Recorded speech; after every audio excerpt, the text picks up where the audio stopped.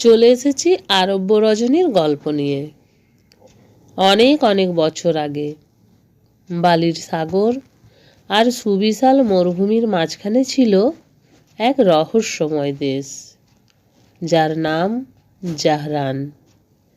এই দেশের আকাশে চাঁদ উঠলেই যেন গল্পেরা জেগে উঠত, আর রাত নামলেই ভাগ্য বদলে যেত মানুষের। এই জাহরান নগরীতেই শুরু হয় আজকের আরব্য রজনীর গল্প। জাহরান দেশের বাদশাহ ছিলেন বাদশাহ নাসির উদ্দিন। তিনি ছিলেন শক্তিশালী, কিন্তু হৃদয়ে গভীর এক দুঃখ লুকিয়েছিল। কারণ তার একমাত্র কন্যা, রাজকন্যা নূরজাহান, কথা বলতেন না। অনেকে বলতো রাজকন্যা জন্ম থেকেই নীরব, কিন্তু সত্যি কথা কেউ জানতো না। রাজপ্রাসাদের বড় বড় চিকিৎসক, জ্যোতিষী, দরবেশ সবাই চেষ্টা করেছিল, কিন্তু নূরজাহানের ঠোঁট থেকে একটি শব্দও বের হয়নি।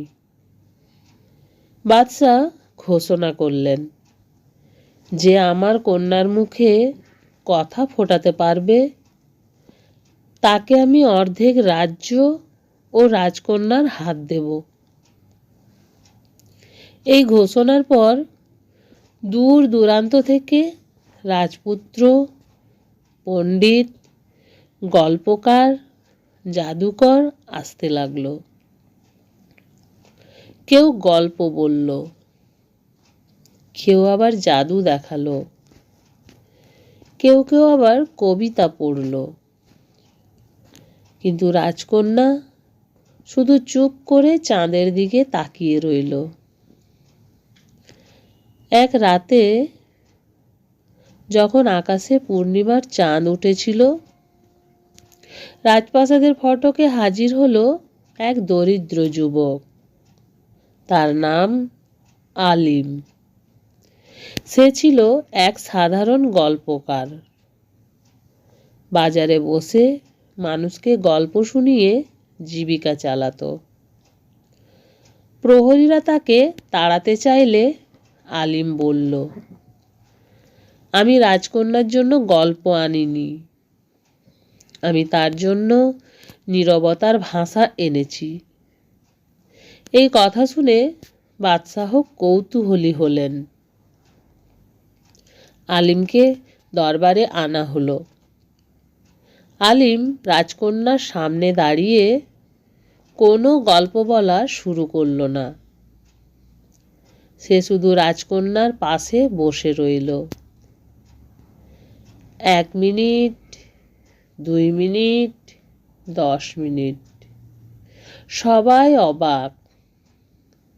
হঠাৎ আলিম নরম গলায় বলল, রাজকন্যা, তুমি কি জানো নীরবতাও একদিন কথা বলতে চাই? রাজকন্যার চোখে প্রথমবার জল চিকচিক করল।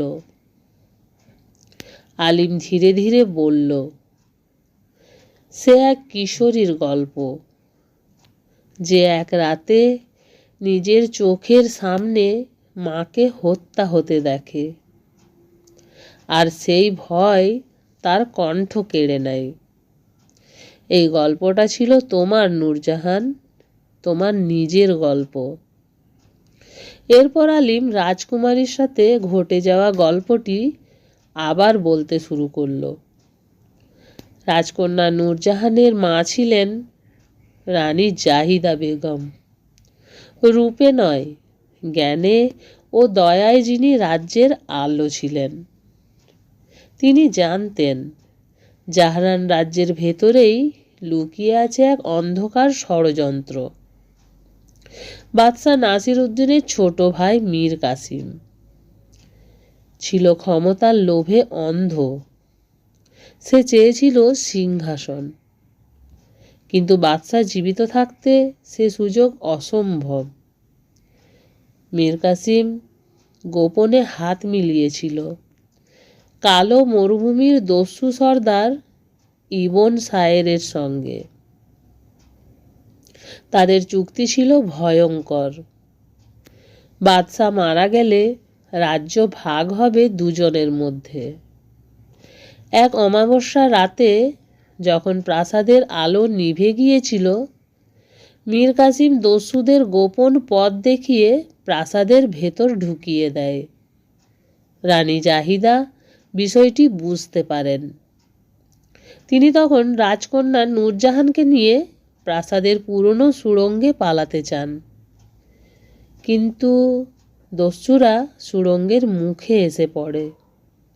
রানী জাহিদা রাজকন্যাকে বুকে চেপে ধরে বলেছিলেন, আমার প্রাণ যাক, তবু আমার মেয়ের কণ্ঠ যেন হারিয়ে না যায়।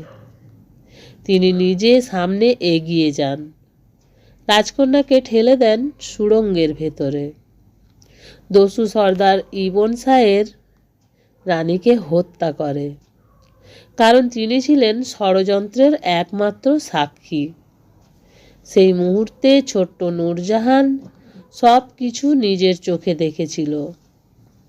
মায়ের রক্ত, চিৎকার, অন্ধকার, ভয়ে তার কণ্ঠ আটকে যায়। সেই রাত থেকেই রাজকন্যা নীরব। বছরের পর বছর পরে গল্পকার আলিমের গল্পে এই সত্যই ফিরে আসে, কারণ আলিমের বাবা ছিলেন প্রাসাদের সেই গোপন সুড়ঙ্গের রক্ষক।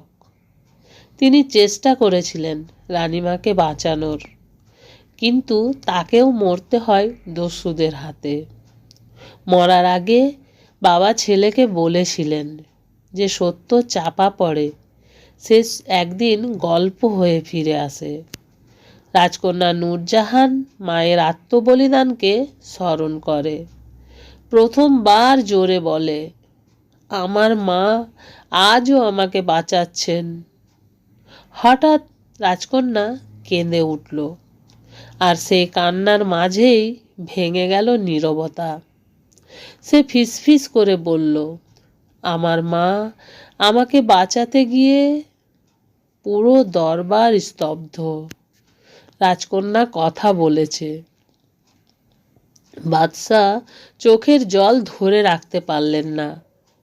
সত্য প্রকাশের পর মীর কাসিমকে বন্দি করা হয়, দস্যুদের শাস্তি দেওয়া হয়।